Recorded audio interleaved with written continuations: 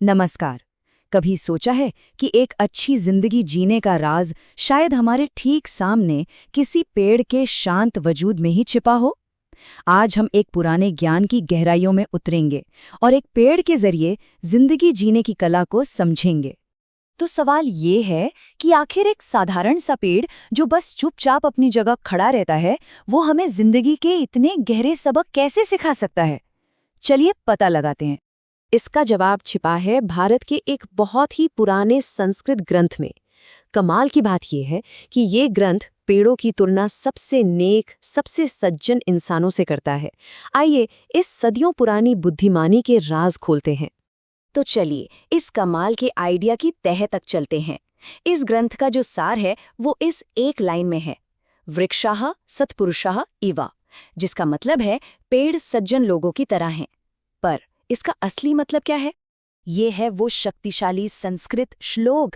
देखिए, इन चंद शब्दों में कितनी गहरी फिलॉसफी छिपी है। ये सिर्फ एक खूबसूरत बात नहीं है, ये तो जिंदगी जीने का एक पूरा खाका है। तो आखिर पेड़ों में ऐसी कौन सी पहली खूबी है जो उन्हें इतना नेक बनाती है? वो है निस्वार्थ सेवा, यानी दूसरों की खातिर खुद मुश्किल सहने की काबिलियत। ग्रंथ हमें बताता है कि पेड़ खुद तो चिलचिलाती धूप में तपते रहते हैं। जानते हैं किस लिए? अपने लिए नहीं, ताकि दूसरों को ठंडी छांव दे सकें। ये बलिदान का सबसे शुद्ध रूप है। ये तस्वीर देखिए, कितनी खूबसूरती से इस बात को समझाती है। एक तरफ सूरज की तेज गर्मी और दूसरी तरफ पेड़ की दी हुई वो ठंडी सुकून भरी पनाह। और बात सिर्फ यहीं खत्म नहीं होती। ग्रंथ हमें याद दिलाता है कि पेड़ जो फल पैदा करते हैं वो भी अपने लिए नहीं करते, वो तो बाकी सबको पोषण देने के लिए हैं।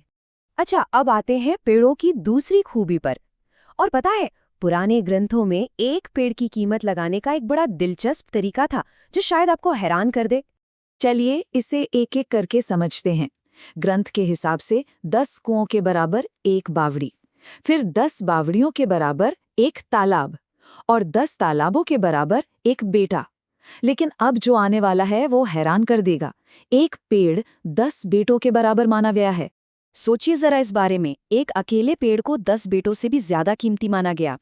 ये सिर्फ संसाधनों की बात नहीं है, ये तो कुदरत के लिए एक बहुत गहरे सांस्कृतिक और आध्यात्मिक सम्मान को दिखाता है। ये सारी खूबियां असल में एक बहुत ही गहरी भारतीय फिलॉसफी से जुड़ी हैं। चलिए अब उस विचार को समझते हैं जो इन सब बातों को एक साथ जोड़ता है, और वो सिद्धांत है परोपकार। ये एक संस्कृत शब्द है जिसका सीधा सा मतलब है बिना किसी स्वार्थ के काम करना, यानी दूसरों के भले के लिए जीना। और ये सिद्धांत हमें कुदरत में हर जगह दिखता है। ग्रंथ हमें याद दिलाता है, नदियां अपना पानी खुद नहीं पीती, वो दूसरों की प्यास बुझाने के लिए बहती हैं। ठीक वैसे ही पेड़ भी अपने फल खुद खाने के लिए नहीं उगाते, उनका वजूद दूसरों का पेट भरने के लिए है। और तीसरा उदाहरण गाय का है, जो अपने बछड़े के अलावा भी दूसरों को पोषण देने के लिए दूध देती है।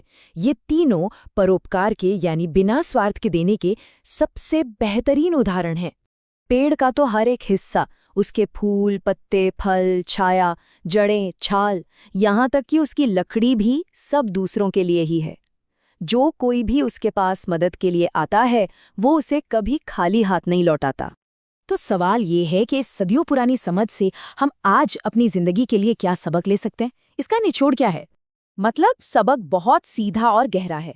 पेड़ हमें सिखाता है दूसरों को सुकून देने के लिए खुद तकलीफ उठाना, बिना कुछ वापस पाने की उम्मीद के दूसरों को सब कुछ देना, बिना किसी शर्त के दरियादिली से जीना, और ये समझना कि असली कीमत सभी की सेवा करने में ही है।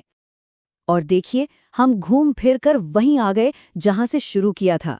जिस तरह एक नेक इंसान की दौलत सबकी भलाई के लिए होती है, ठीक उसी तरह एक पेड़ का तो पूरा वजूद ही दुनिया की भलाई के लिए है। मतलब ये जो परोपकार की फिलॉसफी है, ये सिर्फ कुदरत को देखने का नजरिया नहीं है, ये तो इंसानी जिंदगी के लिए एक मिसाल है। शायद हमारा भी सबसे बड़ा मकसद एक पेड़ की तरह ही है, दूसरों के काम आना। तो मैं आपको इसी एक सवाल के साथ छोड़ता हूँ। अगली बार जब किसी पेड़ के पास से गुजरें तो क्या सिर्फ लकड़ी और पत्ते नजर आएंगे, या फिर जिंदगी जीने की एक पूरी कला?